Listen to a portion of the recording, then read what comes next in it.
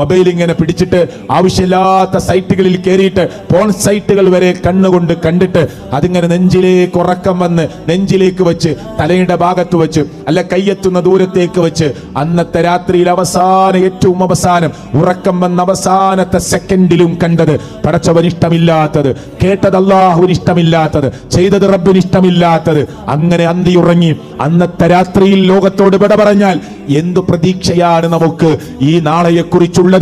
അതേ അതിവിശാലമായ റബ്ബിന്റെ കോടതിയെ കുറിച്ചുള്ളത്. ഇതേ എന്റെ കയ്യിൽ കിട്ടിയ ഗ്രന്ഥത്തിൽ എല്ലാം രേഖപ്പെടുത്തിയ ഒരു രേഖ കിട്ടുമ്പോ മാലി ഹാദൽ കിതാബ്, ഇതെന്തൊരു ഗ്രന്ഥമാണ്, ലാ യുഗാദിറു സഗീറതൻ വലാ കബീറതൻ ഇല്ലാ അഹ്സാഹാ, ഒന്നും വിട്ടുപോയിട്ടില്ലല്ലോ, ചെറുതും വിട്ടിട്ടില്ല, വലുതും വിട്ടുപോയിട്ടില്ല, ഇതെന്തൊരു ഗ്രന്ഥമാണ് എന്ന് മനുഷ്യരെ ആശ്ചര്യഭരിതനായി റബ്ബിന്റെ കോടതിയിൽ മനുഷ്യൻ പറഞ്ഞു പോകുന്ന ആ ലോകത്തെ കുറിച്ച് ഞാനും നിങ്ങളും ഓർക്കുന്നുണ്ടോ? ഓർക്കുന്നുണ്ടെങ്കിൽ അതാണ് മരണത്തിനു വേണ്ടിയുള്ള ഒരുക്കമെന്ന് പറയുന്നത്.